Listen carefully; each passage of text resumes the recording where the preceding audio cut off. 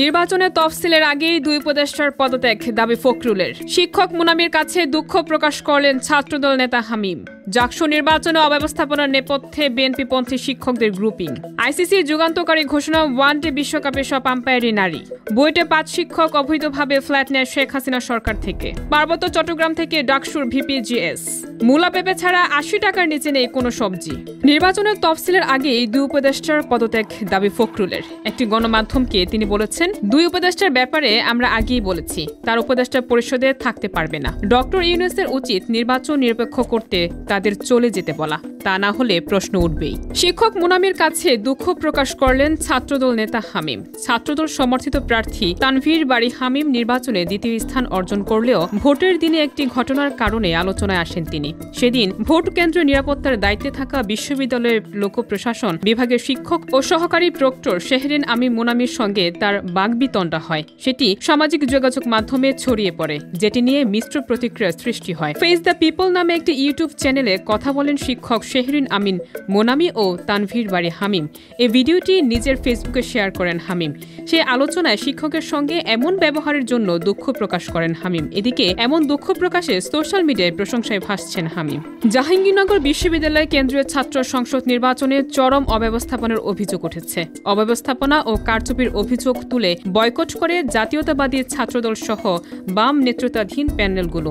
যদিও ইসলামী ছাত্র শিবির, বাগচাষ ও স্বতন্ত্র সমর্থিত প্যানেল প্রশাসনের অব্যবস্থাপনার সমালোচনা করলেও বয়কট করেনি। জাকসু নির্বাচনের সবচেয়ে বড় নাটক মঞ্চস্থ হয়েছে ৩ শিক্ষকের নির্বাচন বর্জনের মাধ্যমে, যারা অব্যবস্থাপনার অভিযোগ তুলে নির্বাচন থেকে একদম শেষ মুহূর্তে নিজেদের সরিয়ে নিয়েছেন। যারা পদত্যাগ করেছেন তারা সবাই বিএনপিপন্থী শিক্ষক। প্রশাসনিক দায়িত্বে থাকার পরও শিক্ষকরা রাজনৈতিক পরিচয় নির্বাচন থেকে সরে যাওয়ার কোনো সুযোগ নেই। জানা যায়, এই নজিরবিহীন কর্মটি তারা সম্পূর্ণ করেছেন মূলত বর্তমান উপাচার্য অধ্যাপক কামরুল আহসানকে বেকায়দায় ফেলতে। এর মধ্যে গণিত বিভাগের অধ্যাপক নজরুল ইসলাম একটি হলের প্রভোস্ট। অভিযোগ রয়েছে, নির্বাচনকে কেন্দ্র করে উপাচার্য অধ্যাপক কামরুল আহসানকে ব্যর্থ প্রমাণ করতে কূটকৌশলের আশ্রয় নেয় বিএনপিপন্থী কিছু শিক্ষক। বিশ্ববিদ্যালয়ে গুরুত্বপূর্ণ প্রশাসনিক পদগুলো উপাচার্য, প্রাধ্যক্ষ, পরীক্ষা নিয়ন্ত্রণ সহ বেশিরভাগ পদে বিএনপি শিক্ষকরাই রয়েছে। এমনকি নির্বাচন কমিশনে জাতীয়তাবাদী শিক্ষকরা সংখ্যাগরিষ্ঠ। তারপরও নির্বাচন শেষ হওয়ার ১ ঘণ্টা আগে ছাত্রদলের নির্বাচন বর্জনের ঘোষণার পর ৩ জন বিএনপিপন্থী শিক্ষক নির্বাচনের দায়িত্ব থেকে সরে দাঁড়ান, সুষ্ঠু নির্বাচন নিশ্চিত করতে না পারার অভিযোগ তোলে। এই পরিকল্পনার অন্যতম সমন্বয়কারী ছিলেন গণিত বিভাগের অধ্যাপক ও বেগম ফজিলাতুন্নেসা হলের প্রভোস্ট নজরুল ইসলাম। তার প্রভাবে ওই কেন্দ্রে কৃত্রিম সংকট তৈরি করে প্রায় ১ ঘণ্টা ভোট গ্রহণ বন্ধ রাখা হয়।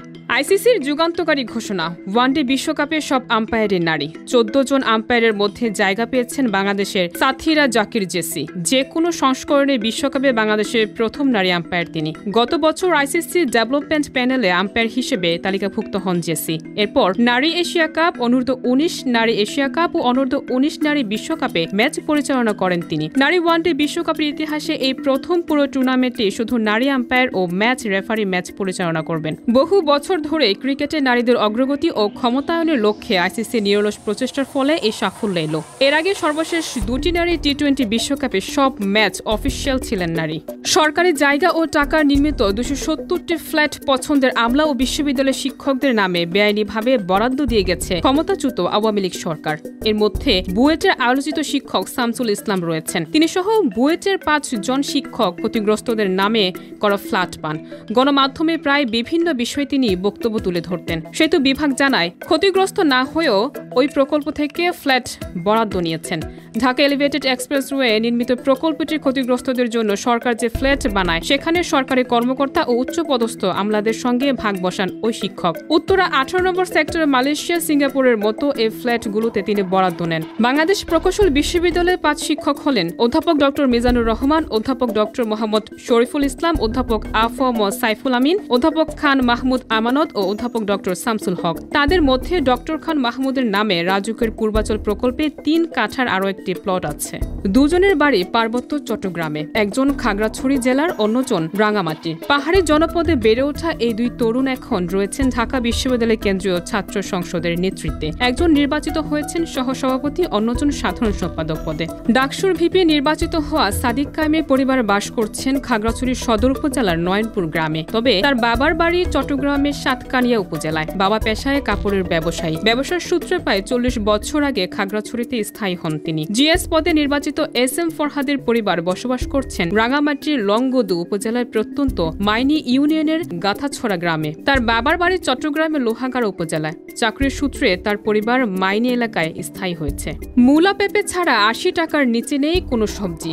বেশিরভাগ সবজির দাম 80 থেকে 120 টাকা। এই সপ্তাহের স্বস্তি নেই মুরগির বাজারে। ব্রয়লার কেজি প্রতি 10 টাকা বেড়ে 180 টাকা। বাজার খরচার হিসাব মেলাতে দিশেহারা নিম্ন ও মধ্যবিত্তরা। টানা বৃষ্টি আর সরবরাহ কমের যুক্তি দেখাচ্ছেন ব্যবসায়ীরা। তারা দেশে নিত্যপণ্যের বাজারে যেন আগুন জ্বলছে, তার উত্তাপ লেগেছে রাজধানীর বাজারে। আমদানির কারণে চালের বাজারে তুলনামূলক স্বস্তি। হেরফের নেই গরু এবং খাসির মাংসের দামে।